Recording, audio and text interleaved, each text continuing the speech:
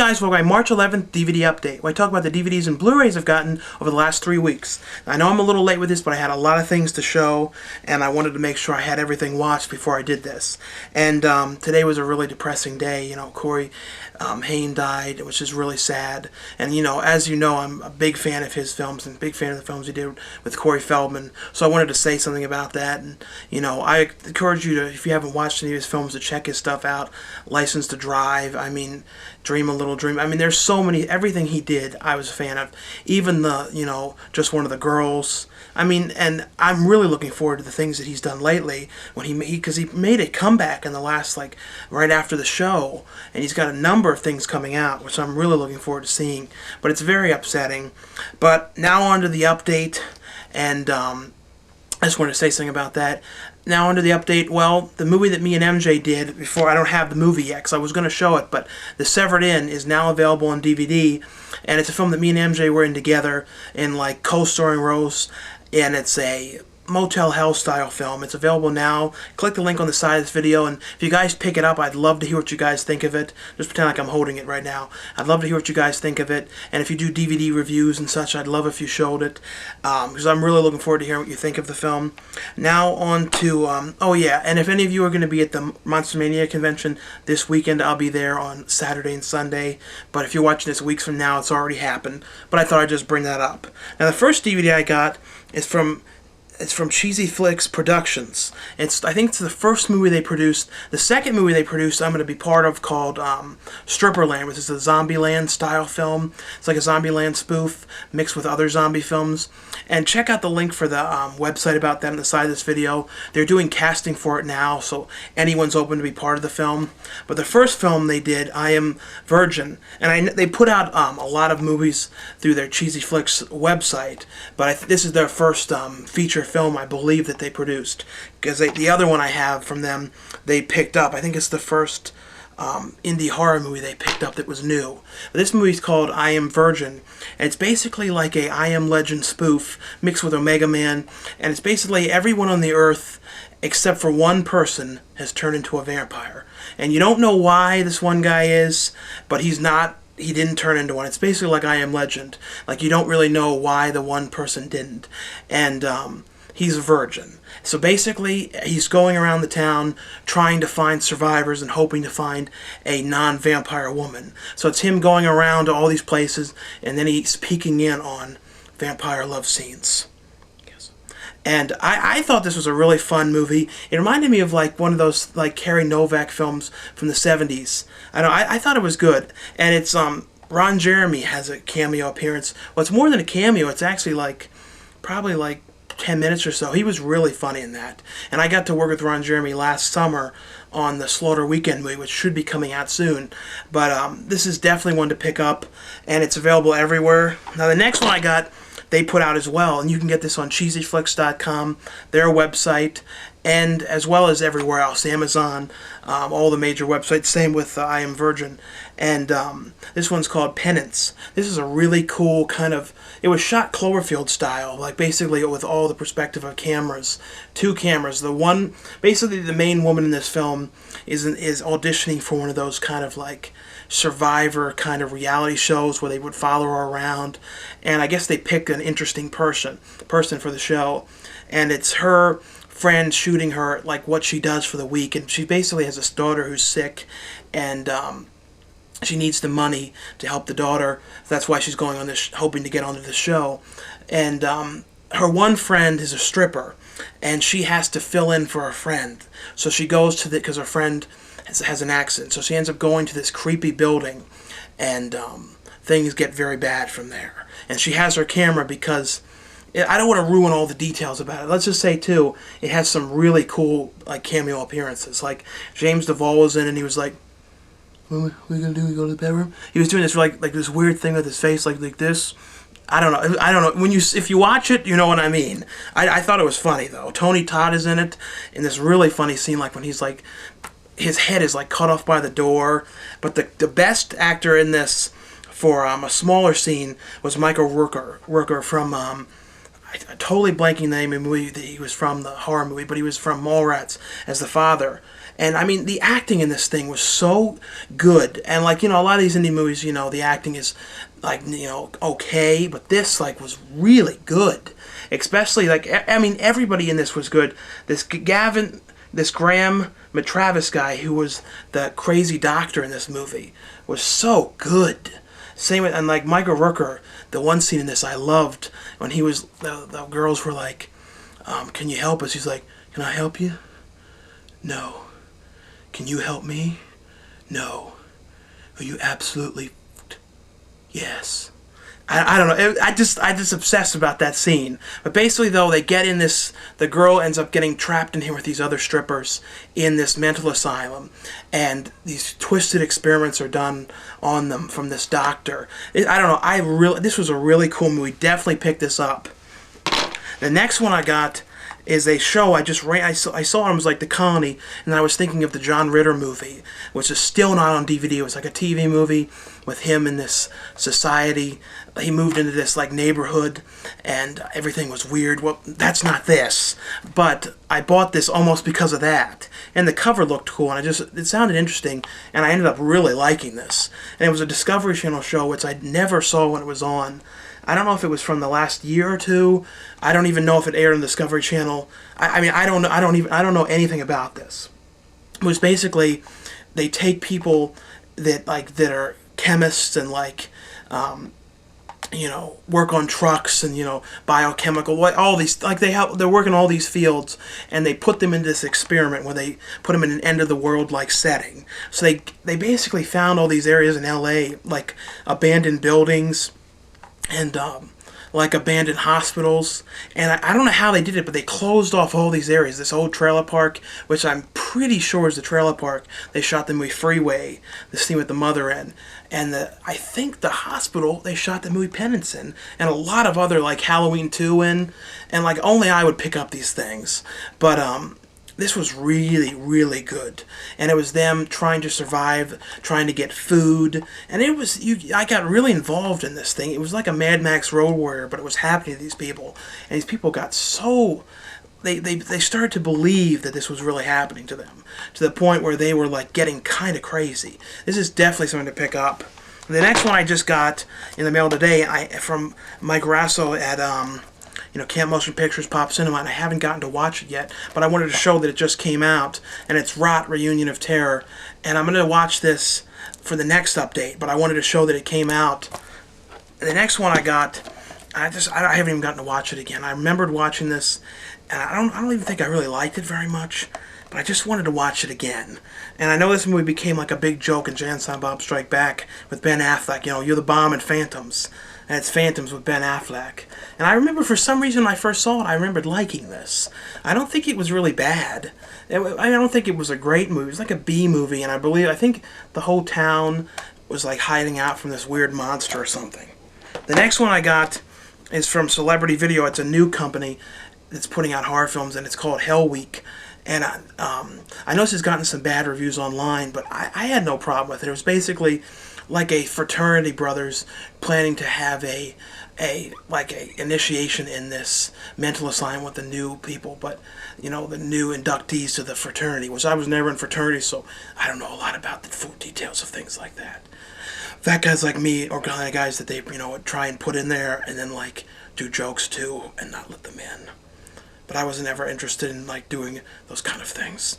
But basically there's like these crazy people in the asylum, like killing everybody off that goes there. And the one guy's wearing like a Phantom of the Opera kind of mask. I don't like a kind of a Zorro thing. I don't know, I thought this was a cool slasher film. Real 80s style. I had no problems with it. Kind of had like a Doom Asylum feel to it. I found this for $1.99. I still have to watch it. Hard Rock Zombies. I found this for $1.99 at the market. It's Super Fresh. If you live by a Super Fresh, they have a whole bunch of like obscure movies in there for like $1 to $3 and stuff. Just obscure, weird stuff. And the next one I got, and then I'm going to be on to the Blu-rays soon, because I have a bunch of Blu-rays this time. Next one I got is Stephen Romano Presents Shock Festival. And this is out from Bloody Earth Films. And this basically is a mixture of a lot of obscure like Grindhouse style trailers mixed with new versions of Grindhouse, like trailers made to look old. And 2 people I know worked on them. Chris LaMartina and Victor Bonacore did 2 trailers for this. I really love their stuff on it. It's a pretty cool thing. I feel like the guy who did the commentary on the Steven guy, I don't know. I feel like he doesn't know what he's talking about with some of the stuff he's saying. I don't know. He was just being really weird with some of his opinions on things. He was kind of being like mean about it and stuff. I don't know. I don't like when people like put down things, and I don't know. It just seemed kind of weird to the. Man, I'm talking about with the new trailers. He was just saying strange stuff about him. And the next one I got is another Guy Fieri thing, or Fieri. I never know how you say his name, but you know, Guy Fieri. And I always buy everything he puts out. And this is, you know, his TV series. And the thing about this was the first season, like the first 8 episodes of this was like really cheap. And then he like got a better place. I guess he made so much money at Food Network he like bought a better house, or they got a better set, because the first set was like really cheap. I don't know, it just wasn't good. So the first 8 episodes were real cheesy looking. And it's basically just him cooking. In Diners, Drive-Ins, and Dives, it's him going to restaurants and touching all the food and everything. But this one is him actually cooking it and discussing it. The next one, I bought some Blu-rays that I had on DVD, but I didn't have on Blu-ray. And this whole situation here kind of pissed me off here, what happened with this.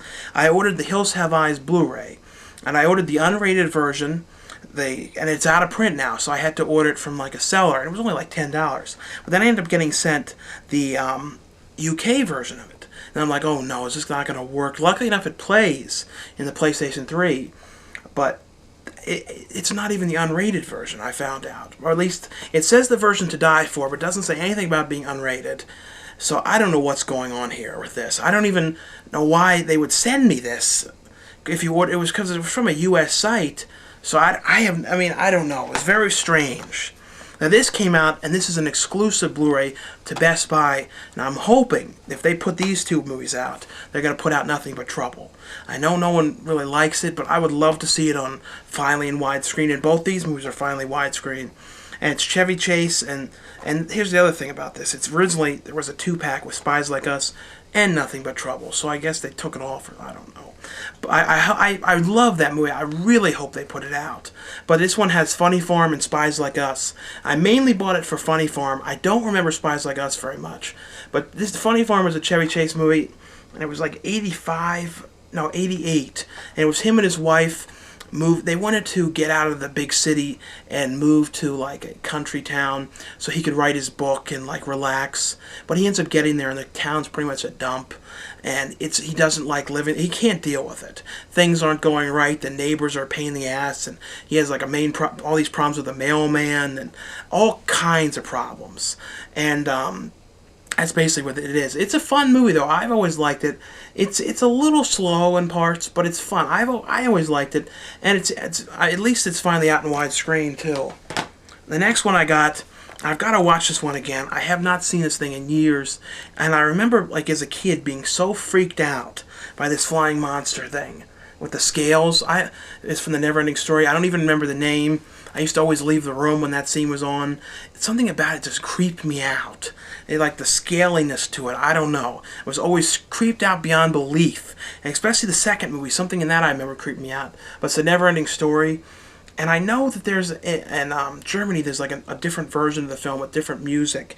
It'd be interesting if they put both versions on the Blu-ray, and I'm also surprised they didn't make it a 2-pack with the second movie, because I know they've done that.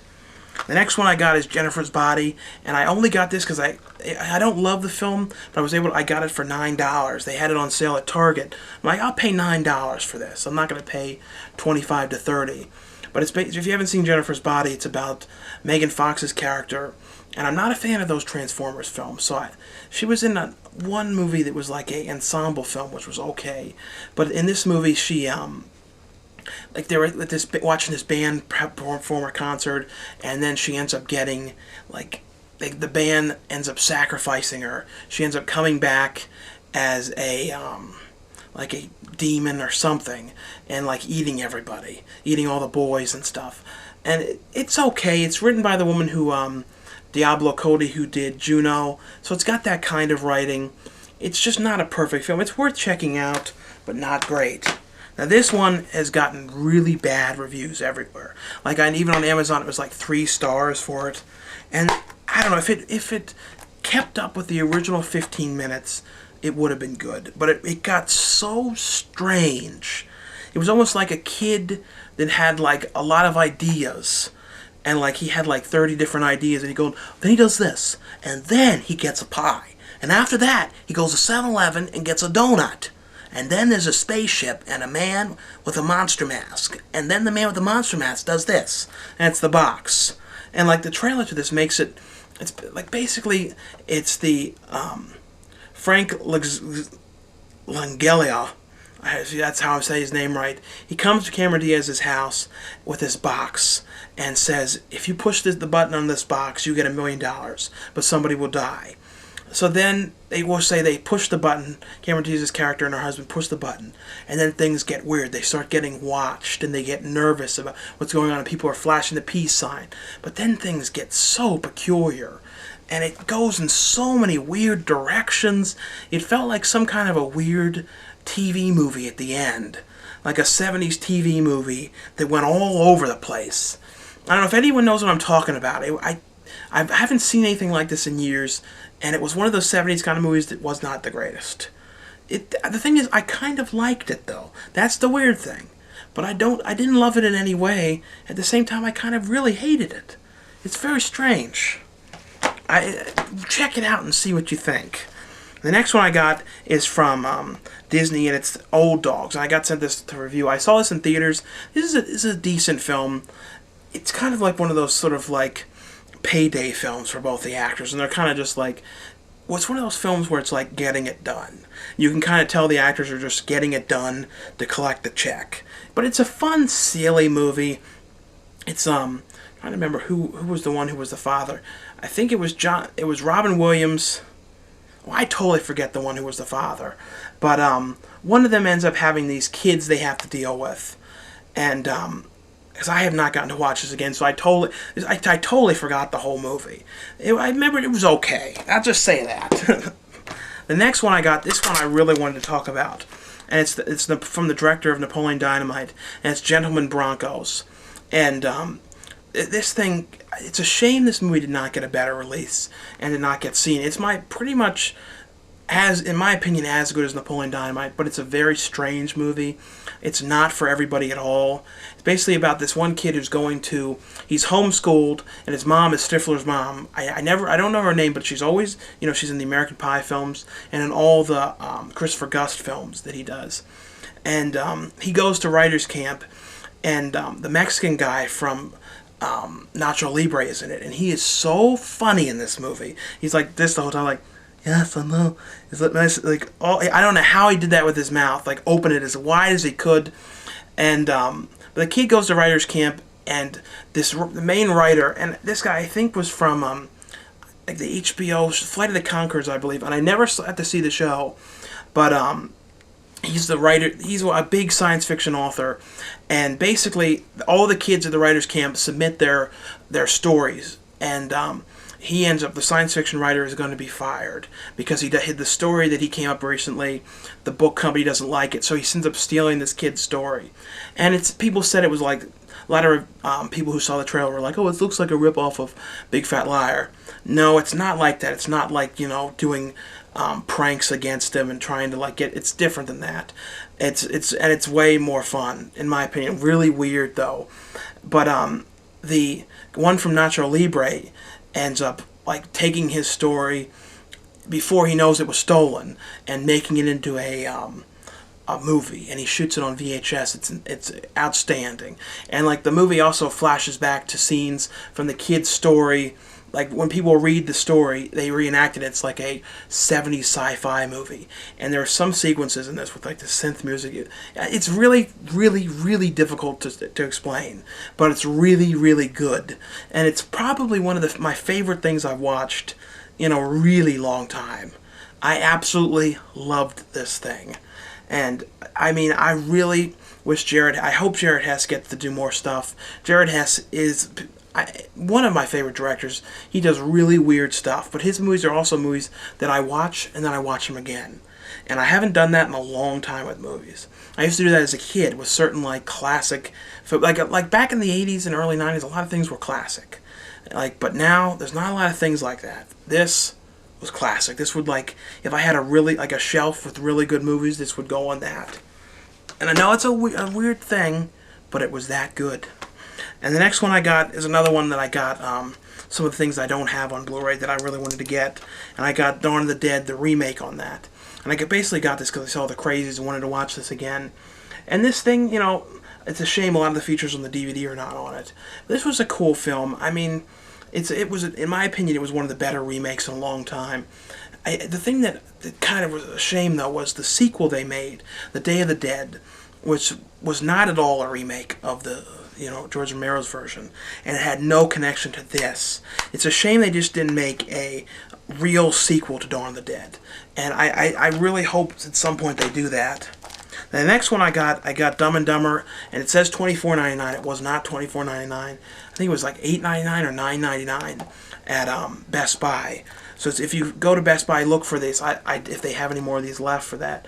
But this is the unrated version of this. And as I remember, I watched the DVD of this a long time ago, and it's got a few different scenes. Like there's a scene of them when they go to a hotel and they're in a hot tub together, and a couple other things. This is a really funny movie. I've always liked this, and I wish Jim Carrey would do more crazy stuff like this. The next one I got is the 2-pack with Grumpy Old Men and Grumpier Old Men, and I'm not a huge fan of the second one. The second one was good, but it was more slapsticky and sort of just not as funny as the first one. The first one, there were some really funny lines, like the one with Walter Matthau when he's watching the news and the fat weather guy's on there. He's like, "Shut up, fat ass." I don't know, just the way he said it was so funny. I don't know. It's basically, though, if you haven't seen these movies, Anne Margaret's character moves into the town, and Walter Matthau and Jack Lemmon are two, like, their wives have been dead for years, and they've been living alone for a long time in their houses, and Anne Margaret moves in, and they both become obsessed with her, and they're both trying to win her over, and they have all kinds of problems, and they've never really been good friends with each other. Like, they've always kind of been enemies for years. They've known each other since school. It's a really funny movie. I'm a huge fan of Jack Lemmon and Walter Matthau. They're like two actors I really miss, and they made a lot of things together after this. They did Out to Sea after that. They did I think something they did. Oh yeah, they did The Odd Couple 2, which is kind of forgotten about. People don't remember that one, but this is definitely one to pick up. It was hard to find though. A lot of places didn't get this. I had to end up ordering this. The next one I got, I have 3 left, is Law Abiding Citizen. I got this for like $15 or something. This was one of the ones where I'm like, oh, it looks like Blu-rays are finally going to be cheaper now, like, because this was like way cheaper, and $19.99 most places and a little less other places. And that's not seeming true. I think it's because Anchor Bay, and Anchor Bay is always cheaper. But this thing I liked. A lot of people didn't like this movie. It was Gerard Butler's character, and his whole family gets killed in the beginning, and by these two people, like they were like robbers or something. And Jamie Foxx, you know, lets the one off after like 5 years in jail for testifying against the other person. And then when he gets out, it's very hard to explain, but Gerard Butler gets back to the system and does all these schemes and gets himself arrested. I don't know, it's a fun movie. I don't want to ruin the thing, but it was fun. The next one is the first Blu-ray from Troma. Troma is now gone Blu-ray. They've gone, well, they call it Brown-ray. And their first Blu-ray is Poltergeist: Night of the Chicken Dead. I've talked about this movie a lot, but it's basically infected stuff falls into the food at the like a KFC kind of place, and everybody starts turning into these chicken zombies. And it's a musical as well. So I thought the songs in this were really good. Lloyd Kaufman is in this one a lot, like acting in this. I think this is the one too that really got him to act a lot, because he's doing a lot of films lately, which I think is really, I really like watching the stuff he's in. In Slaughter Weekend, we actually are on the phone together in like a scene too. But this movie, though, the new stuff to this is it has a brand new intro, and it's in full HD intro, and it's very cool seeing Troma in full HD. Like normally it's shot on, like, you know, just regular cameras, and like You know, it's got like a cheesy aspect to it. But this is like, looks like it was shot for like like really professional looking. Like you've never seen it like this, and I really liked it. It's almost worth it just to see. Like people are like, well, I already have the movies. It's almost worth it for the new intro. I loved it, and the way they made Lloyd look in HD is very funny.